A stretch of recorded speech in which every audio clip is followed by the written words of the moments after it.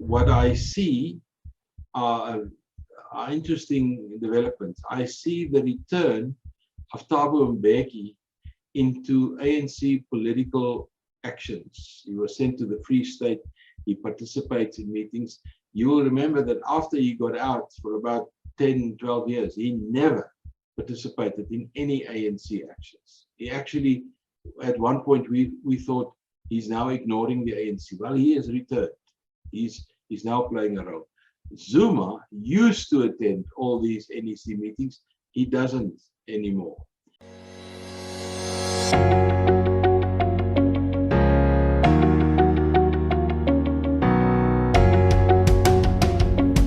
Hello, my name is Donald, and welcome to the #1 media company, WorldView. At WorldView, we explore everyone's perspectives on all things that can broaden our worldview. Today, we're going to chat with Theo Venter. Theo is a political and policy analyst. He has a master's degree in political science from the Northwestern University and a master's degree focused in comparative politics from the State University of New York at Albany as a Fulbright Scholar. Theo, good morning. Welcome to the show. So we recently heard Ramaphosa's State of the Nation address. And once again, we heard many promises, but are we potentially focusing too much on his words and not enough on his actions? I believe Donald Trump's cliche of it's all talk and no action might be very applicable to Ramaphosa. Well, firstly, I think we over accentuate the SONA. The SONA is a statement made every year. Most nations have a form of that. The Americans called it the State of the Union. The Queen has a similar kind of speech. It originated from the head of state providing kind of a view to where we are going, what the challenges are, and so on, and so on, and so on. So I think that's the basics. It usually does not contain a lot of detail, and it is that which the opposition parties usually criticize. He's making statements, he's saying where we should go, but he's not giving anything in particular. The purpose, of course, is that the particulars, the detail, would come out in the departmental budget votes, which usually follow on these issues, and it would be further accentuated in the provinces by the premiers that implement a large portion of what he says.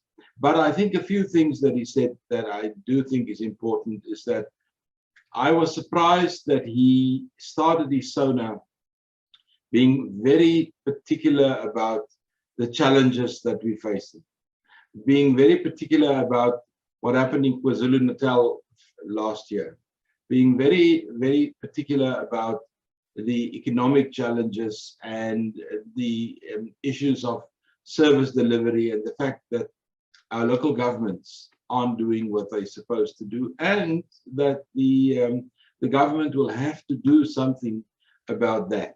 That to me was the important part. And then, of course, the promise that he made in his SONA that there will be changes in the police and there will be changes in the establishment of state security.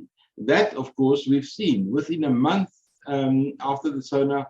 We've seen some of those decisions already taken. So I think it's a mix of the two. It's a mix of promising, putting forward, let's call it a stretch vision, because a lot of these things are highly, highly unattainable, but it is a political ideal, and then some practical things which can be implemented.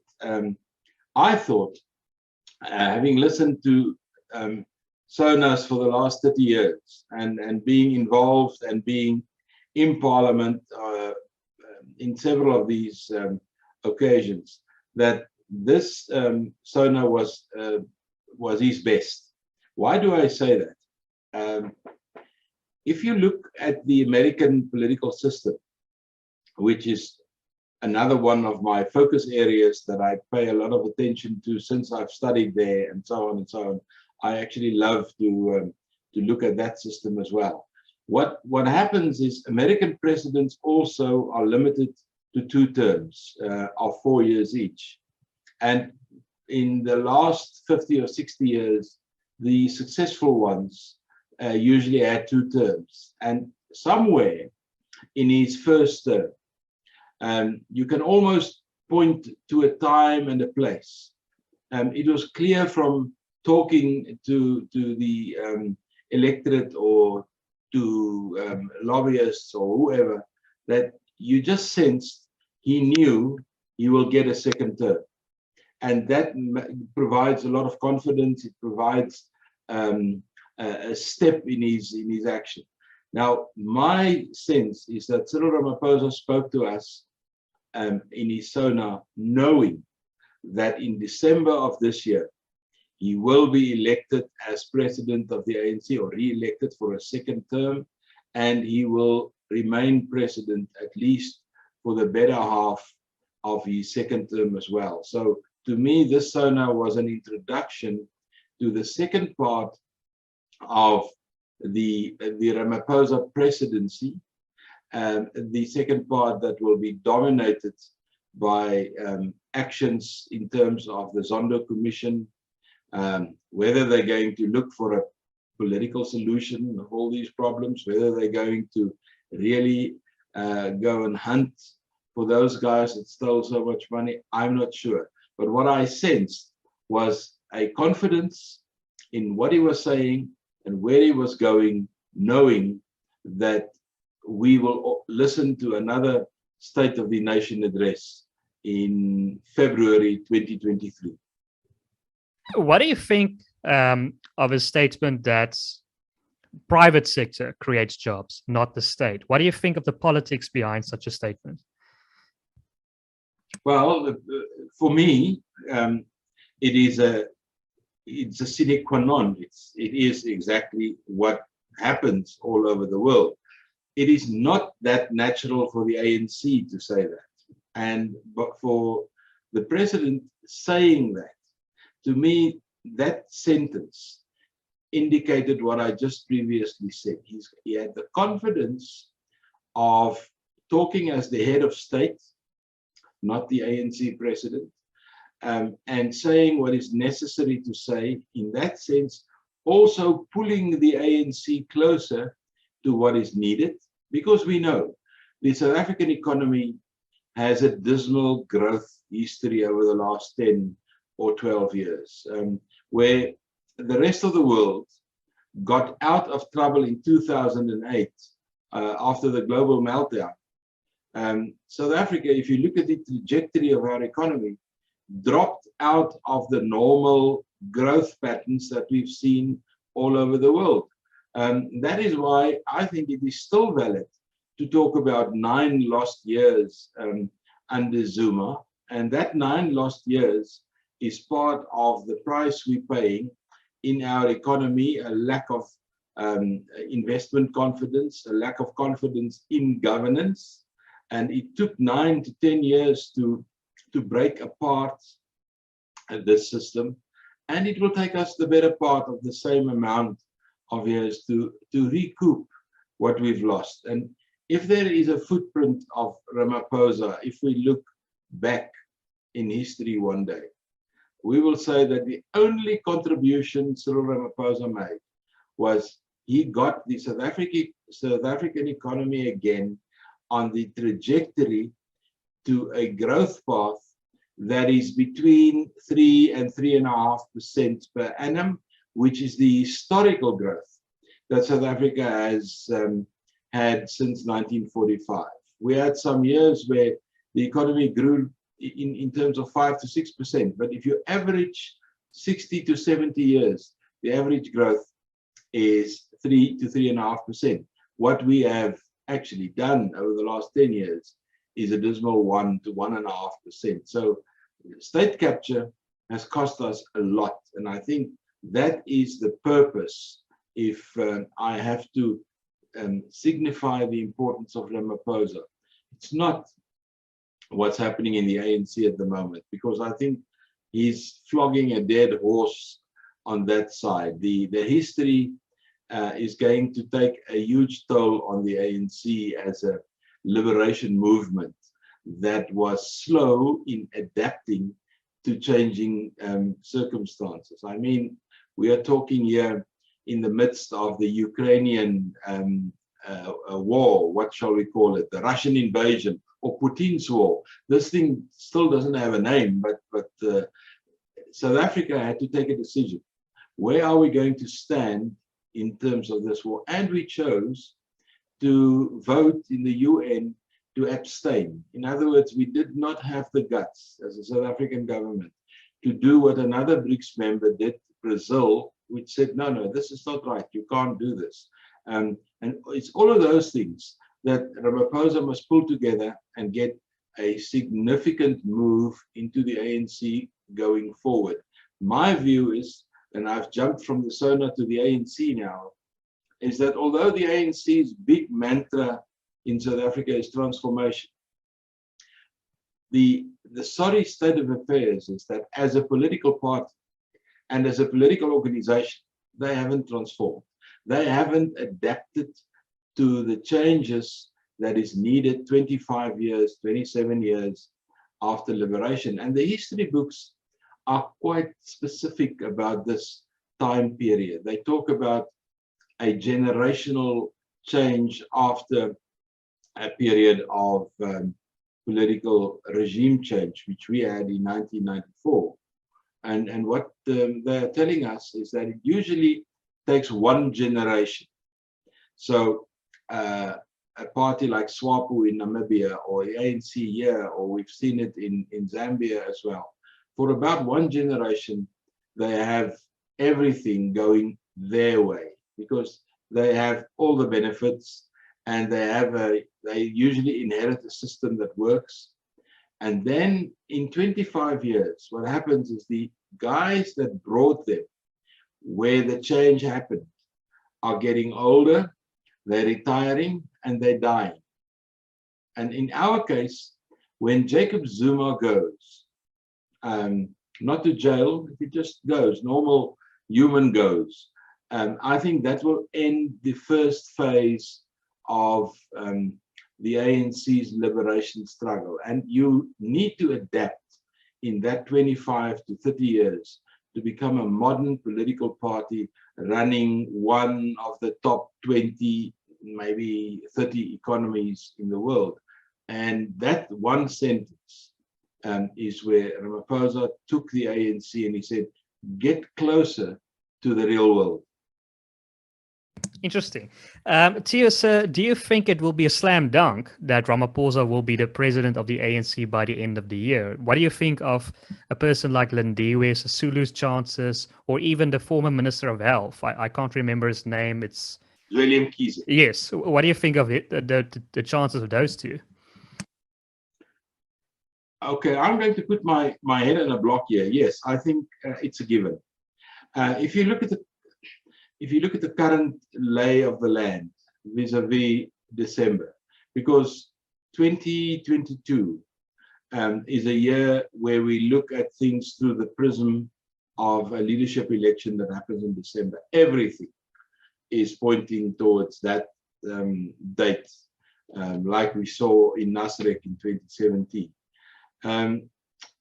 The first thing that we must remember is that the ANC must get ready for the national conference. And they get ready for the national conference in several ways. Firstly, they audit their provincial branches. And through that audit process, they elect leadership in the different provinces. Now, that is currently in place. It's happening currently. And that is something that we're not paying enough attention to, because approximately 4,000 branches will send delegates to the national conference in December. And those guys are being handpicked through your provincial structures, your provincial general secretaries, or your provincial secretaries, they are called, and whoever the leadership are in the different provinces. So that is firstly important, because the president is elected by membership from branches being at a conference. He's not elected by the media. He's not elected by the NEC. He's not elected by anybody else. He's elected by normal ANC members going as delegates. The second important thing to take into consideration is that the ANC will have a national policy conference in June, July. We're still waiting for the venue and the dates, where they have to prepare for the national conference. That is, they must decide which policies are they going to change, which policies are they going to implement, and those kind of things. And then again, we will hear the debates about radical economic transformation. We'll hear the debates about the Reserve Bank, and we'll hear debates about many things. That is a very important issue. And usually the policies that gets adopted is already telling you who is in control of that conference, because it's very much the same people that goes to the policy conference that will go to the national conference. And a week or two ago, Zondo requested some latitude for providing his last reports, and that also gave the president another 2 months delay before he has to present his interpretation and what he's going to do. So that will only happen after the ANC's policy conference. We thought at first it will happen before. That will have definitely an impact on who gets elected, but now it will happen afterwards. And then everything gets ready for the conference in December. Now, the current challenge, as we understand it at the moment, there are 1 or 2 people putting their hands up or are being nominated by branches to be president, challenging Ramaphosa. The one is Lindiwe Sisulu, the other one is William Kize that you mentioned. But it seems to me that the big challenge in the ANC is for the number 2 slot. Who will be the new deputy president? We know that Didi Mabuza wants to get out. He already requested to be relieved of his position and that he would like to be full-time placed in the Tule House. That was not acceded to by the president. We know that Jessie Duarte is not very healthy. She wants out. We know that Ace Magashule has sidestepped and he's still stepping while he's sidestepping. And I think the big battle is going to be for the top 5 positions and not the presidential position. I think Ramaphosa is fairly safe to be re-elected as president, but the team that will be elected with him will look different. I think people like Senzun Tsunu will have a role in the top 6, the new top 6. I think Paul Mashatile will have a role. I think there will be a younger blood coming through, because the ANC must now think, and the ANC does, they must think in terms of the next 8 to 10 years when they go into that leadership election. Who's going to be the leadership that they're preparing to take over when Ramaphosa goes, let's say by 28, 29, if he doesn't go earlier, but at least then. 5 years ago, it was a clear-cut thinking in the ANC that will be Malusi Gigaba. But we now know that women, Zondo, money, Guptas, all of those things ended his political career. We now know that Fikile Mbalula, that was also regarded as somebody with capacity to move up, he's not going to be there. So we are now exactly in that phase where the leadership is taking stock about who is electable. And one of the things that is now putting a hurdle in its way is, what do they do with people that are nominated in the Zondo report, like with Gwede Mantashe, yesterday report on Bosasa, is it clear that Gwede is in some way involved, but is it going to hurt him?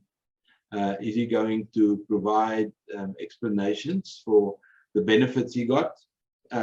So that long story that I had now tells me that there is, in my mind, no doubt that before Christmas this year, we will have a position where Ramaphosa got his second term as president of the ANC. Maybe just a technical thing. As a state president, you've got 2 terms, limited to 2, not counting if you take over from a previous guy like he did from Zuma. But the ANC president has got no term limit. Previously, there has been an effort to put a term limit on being president of the ANC, but technically there's no term limit. But I think the 2 terms is kind of a given that one would consider 2 terms as enough. Okay, so why do you think that's relevant? Do you think it's relevant because you will need 3 terms as the president of the ANC to have 2 terms technically as the state president? No, it's not that. It is the ANC's inability to synchronize presidential terms in the ANC with presidential terms as state president.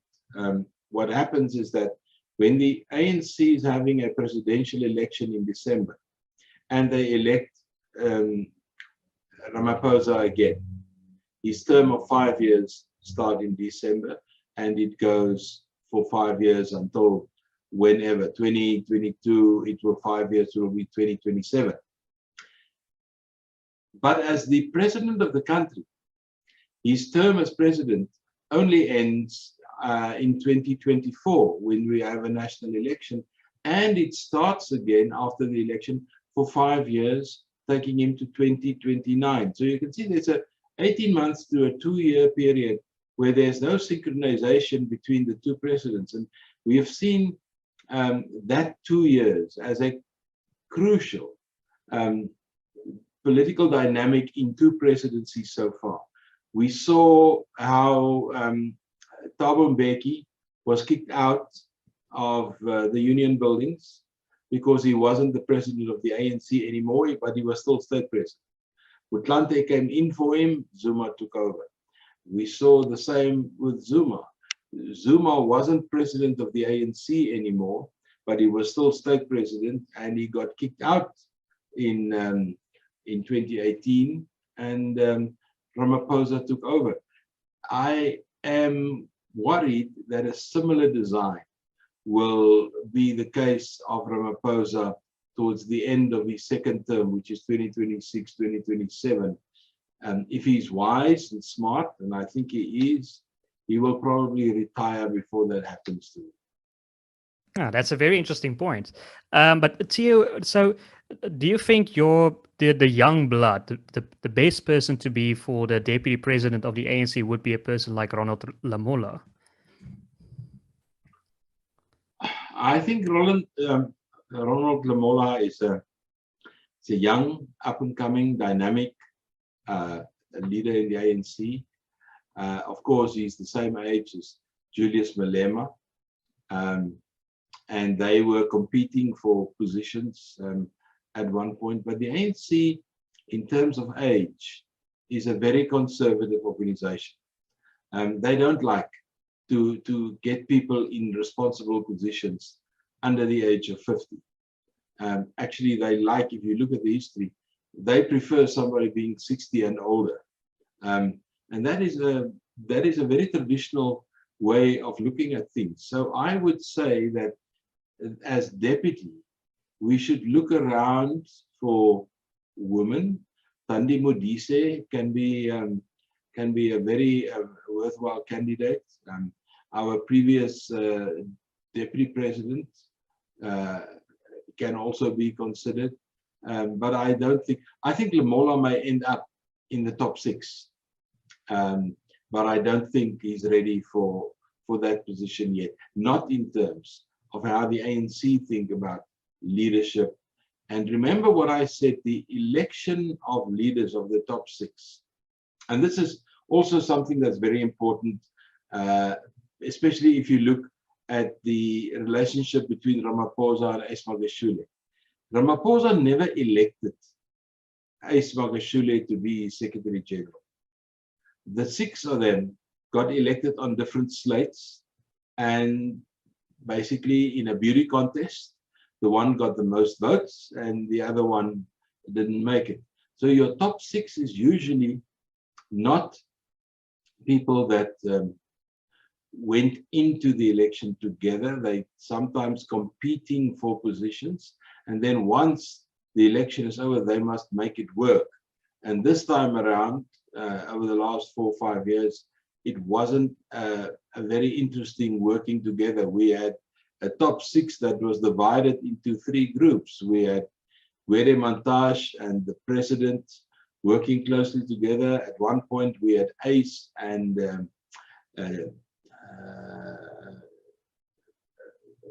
Paul Mashatile working together. We had Didi Mabuza on his own. We had Jesse Duarte joining this group and then that group. So in the end, the top 6 should be a what shall I call it? An organizing, a close-knit leadership group. But since they're representing different interests in the ANC, that is not always happening. And as you know, the top 6 meet, and usually the most important meeting is not the NEC, but the National Working Committee, which is the top 6 expanded with another 8 or 9 people. That is the meeting that on a day-to-day basis is running the ANC. And in that sense, I think the president is bringing in another lady, which I think is going to go somewhere. Gwen Ramakgopa. She used to be, I think, the mayor of Tshwane. She used to be a deputy minister of health, I think. So we must be sure that Ramaphosa will look carefully about who he brings in around him, and that there is going to be a lot more women in senior positions than the ANC is used to. How do you think President Zuma will influence the 2024 election, former President Zuma? Do you think he still has significant support within the ANC or even KwaZulu-Natal? Oh, my view is that President Zuma, to put it simple, had his political chips. He is a spent force. Sometimes he's ill. Sometimes he can attend court cases. Sometimes he's energetic enough to dance outside court. So it's a very interesting picture to paint about Mr. Zuma. But I think court cases will keep him so busy for the next year or two, and his health may deteriorate. I think he's an interesting political force in KZN, but not nationally.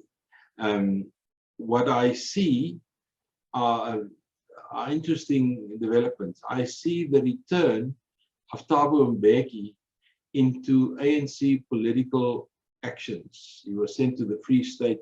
He participates in meetings.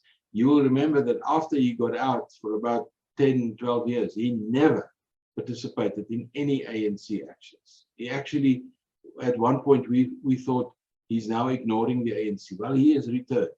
He's now playing a role. Zuma used to attend all these NEC meetings. He doesn't anymore. Now, I want to stop there for a moment. One of the ministers in cabinet that most of us feel awkward about, to say the least, is Mr. Bekitsele. I just don't think he's up to the role of Minister of Police, but he's a loyal Ramaphosa supporter in KwaZulu-Natal. He has got access to Zuma, and he's got access to the traditional leadership. So his position in cabinet is far more important in terms of his role in KwaZulu-Natal than his role as Minister of Police, wearing 17 different hats. You can never predict which hat he will have on or where the hat will sit, which makes kind of a joke of his profile. But Bekitsele and Senzo Nchunu, and to a certain sense, Zigla Zikilala, the current leader of the ANC in KwaZulu-Natal, are the people that will have to bring KZN closer to the Ramaphosa camp. Why must they bring KwaZulu-Natal closer? Well, there's a very important number here. That is 25% of all members of the ANC. That translates into 25% of delegates at a conference would be from KwaZulu-Natal. So you cannot win a presidential election or election for any of the official positions unless you have some support from KZN. So if you look at the provinces, the biggest province in the ANC is KZN. And then traditionally it used to be the Eastern Cape. But over the last 3 or 4 terms, those numbers changed significantly. KZN is still the biggest. Gauteng ought to be number 2. But the delegates in Gauteng is probably the same size as the delegates from Mpumalanga that has a population the same size as Northwest, between 3 and 4 million people, while Gauteng is currently competing with KZN to be the largest provinces in the country with between 10 and 12 million inhabitants. But the ANC representation out of Gauteng is not showing that number of people. So that was when we previously went to Nasrec. You'll remember we had a group called the Premier League. Now the Premier League consisted out of KZN, that's 25% of the vote. They brought in the Free State, which is about 7 or 8% of the vote. They brought in the Northwest, which is also 7 to 8% of the vote. And then they brought in Mpumalanga. That pushed them over the 50% representation at the conference. And then at the last minute, Mpumalanga changed sides, and that got Ramaphosa the presidency. So it's important to take note of these dynamics playing out in the provinces and among members, and who represents whom. And in that context, Ramaphosa or Zuma plays a role in KZN, but in my view, a declining role. Interesting. Who's the person that decides the number of delegates for each province? Is it the Secretary General? The Secretary General, together with the 9 provincial secretaries, they decide about the game plan and the roles for each conference. Each conference, every 5 years, will be determined by its own set of rules. And maybe I can just make a footnote here, because it was mentioned in the Zondo Report 3, which we saw a day or 2 ago. The whole issue of the CR17 money and whether it was legal or illegal. In 2017, it was legal within the ANC to have people sponsoring your candidature for presidency within the ANC. So it was not the ANC getting money from outside, it was individual members getting support to canvass and to make a plan. Once you're unhappy with the rules of conference, you must make a claim or you must lay a charge during conference. If you don't do that and the conference is over, the rules then disappear and the rules then stop.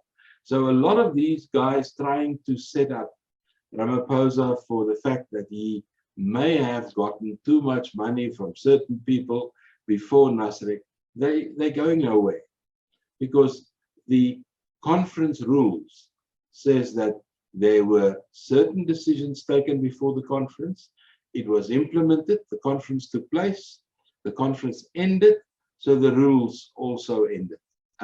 This time around, we are waiting for the ANC to set up the rules and to determine how many delegates.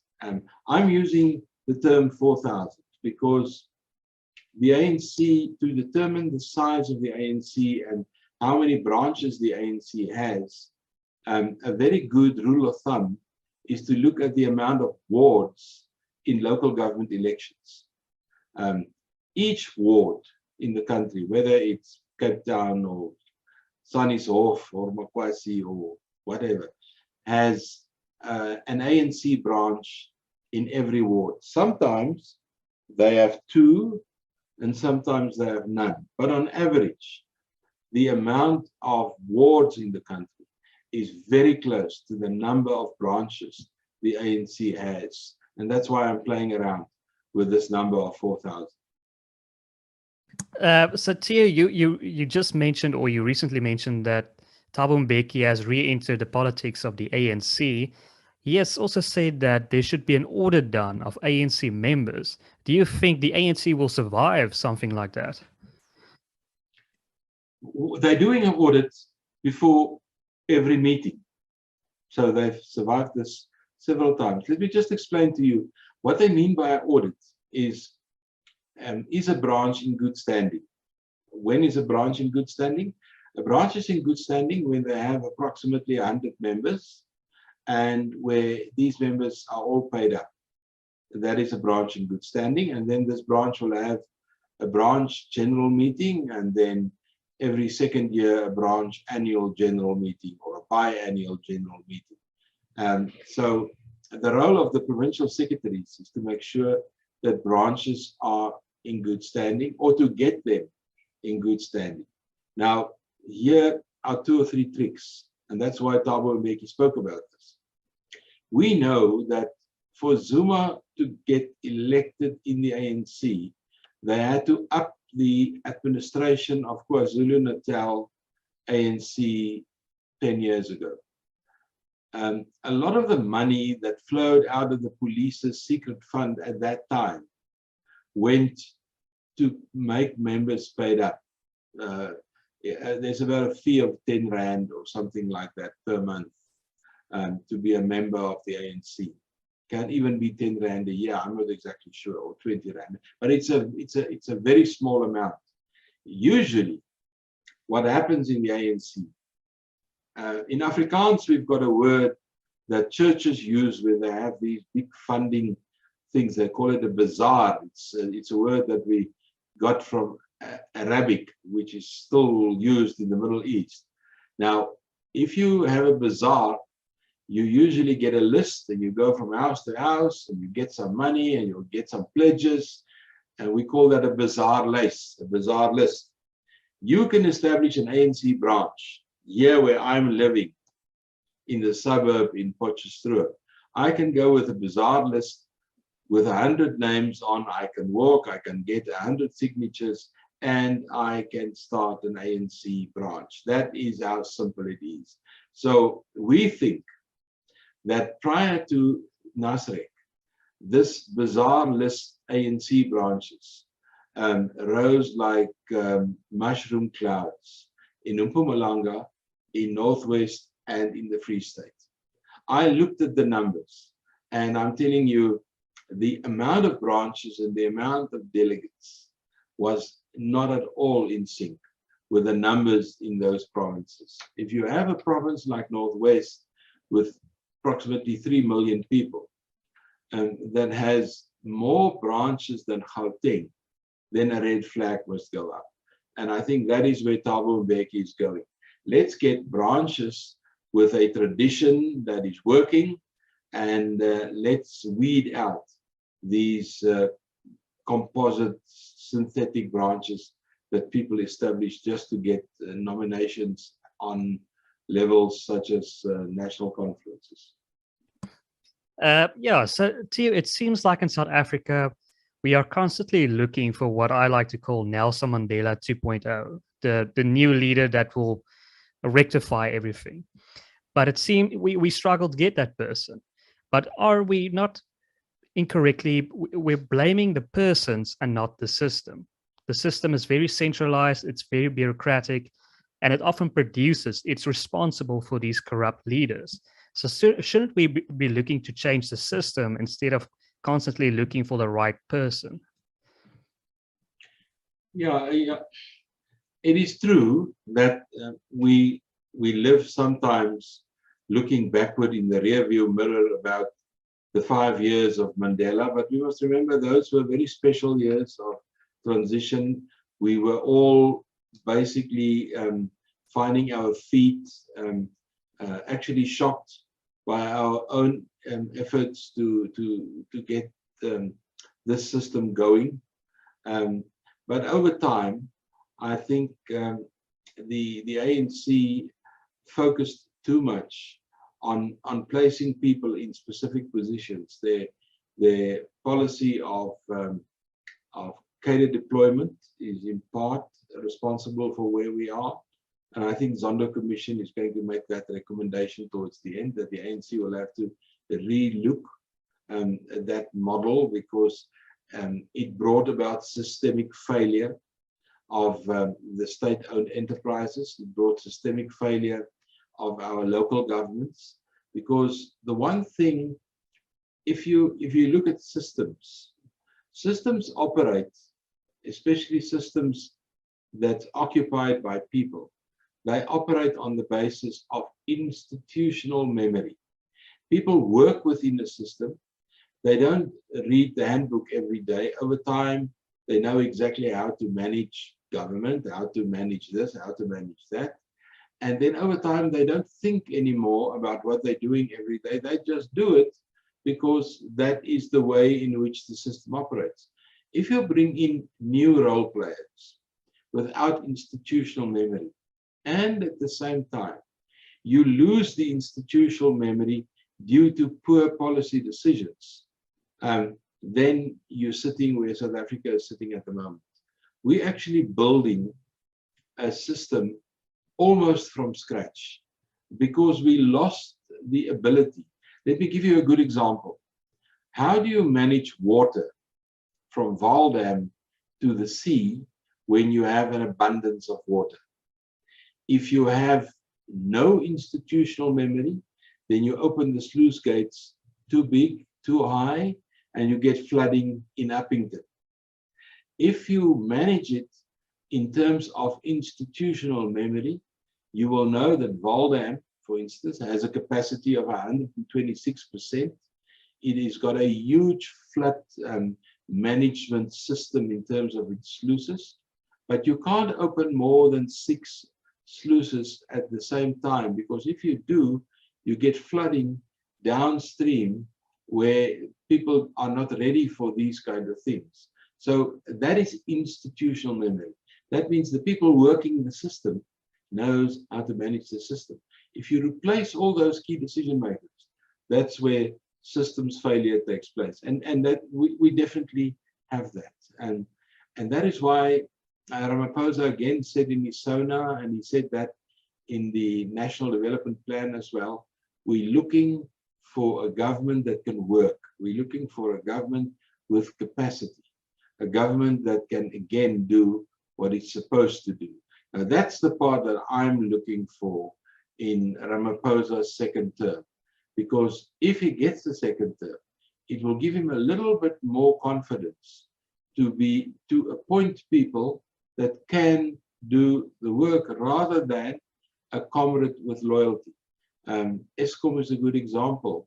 The current leadership at ESCOM are there to do the job. They're not there for political reasons. They can actually do the job. And there's a few other examples where people has been appointed, not necessarily white people, but people with the capacity. I'm thinking about the NPA, Ms. Johnson that was appointed a day or two ago, or the newly appointed head of the State Security Agency. They are all very competent, qualified people. That is what provides me with a little bit of optimism. So if I understand you correctly, you're essentially saying that change should come slowly. We shouldn't be too radical. And because the apartheid government had a very centralized government, that's one of the reasons why we currently have a very centralized government in Pretoria. Well, no, I don't say that generically. Sometimes you must bring about change quickly, because if you extend the period of implementation of change for too long, you're going to lose the battle. But you must be honest about your changes. The big thing about change management is honesty. Why are we doing it? And what is the advantages for you and for me for participating in the change? And that politicians don't do well. Their explanation for why we must change. Let me give you an example of something that must change. The fuel price, the design of the fuel price. It has been announced in the budget, and this was long coming. It's not because we're paying a huge amount of tax as part of our fuel price. This is a fairly global phenomenon, but as the fuel price is currently designed, the rural areas in South Africa is cross-subsidizing the urban areas, which of course is completely wrong. In the rural areas, you need fuel to be cheaper because that's where the most amount of farmers are, and that's where the longest distances are driven and all those kind of things. If you take the whole formula of putting fuel together, it needs a radical change, and it needs to change quick. It's not going to make fuel cheaper, but I think it's going to be a more fair representation of who pays what. And we know that your urban centers represent, I would say, upwards of 40%, if it's not more, of the national economy. It definitely represents 60% plus of all the people in South Africa. So you can't get the rural areas to subsidize the urban areas, because that is how it was designed many, many years ago. That needs change, and it needs change quickly. Other things, again, can take a longer time so that people can get used to the change. When I was a kid, I think I was in grade 1 or grade 2, we went through a process of metrication, and that was done abruptly. There was a lot of advertising, and then one morning we changed from inches to millimeters, and we changed from pounds to kilograms, and we changed from pennies and pounds to rands. And that is the kind of change that you do quickly. You have a date, you have a point, and you implement. If you look at the government's implementation, for instance, of the digitalization of the air, I mean, this is now taking 5, 6, or 7 years. It shouldn't. That is not how change should be operated. So, Theo, let's move on to opposition politics, and specifically the Democratic Alliance. It seems like the Democratic Alliance is currently suffering like 1,000 cuts from other small opposition parties like Action SA and the Freedom Front Plus and Good and PA and all these smaller parties. What advice would you give the Democratic Alliance if it were to want to stay alive, to remain the main opposition party in South Africa? There's a few positive things that you can say about the DA. It is a party that represents diversity very well. It is a party that has in its midst probably the most balanced representation of all South Africans. But it is a party in search of its identity. When a party searches for its identity, then it's very difficult for that party to make headway. And 3 or 4 things developed that I think illustrates the difficulty of the DA. The one thing was the case of Schweizer-Reneke in the 2019 election, where the DA made a few stupid remarks. They lost approximately 300,000 votes to the Freedom Front Plus, which they never regained. So that is a mistake which they paid heavily for. The second thing is, we see a growth in identity politics, especially in the Western Cape. We see a growth of identity politics in Gauteng, where parties like Action SA and even the EFF, as well as the Patriotic Alliance, are into xenophobic politics. I mean, they're talking freely about the role of foreigners and what should happen and shouldn't happen to them. So the DA is not playing in that league, and Good, the emergence of Good and the PA and a few other organizations in West Cape are telling you that the colored vote is also looking for a new home. It used to be the DA, it's not the DA anymore. I think the DA is not making the grade in terms of the requirements of identity politics, because the colored vote also experiences elements of systems failure in terms of their appointability and this and that and other in politics. And then lastly, leadership. I think it's time for somebody to say softly into Helen Zille's ear, it's time to go. You have had a very active political life, but your shelf life has arrived. She is a formidable person. She is a formidable, was a formidable journalist. She was a good premier. But if you have such a strong personality in any organization, not only a party, it does not allow for leadership growth lower down. My view is Helen Zille should go, and that will be a day where the DA will then develop kind of an identity of its own. Currently, it's falling around.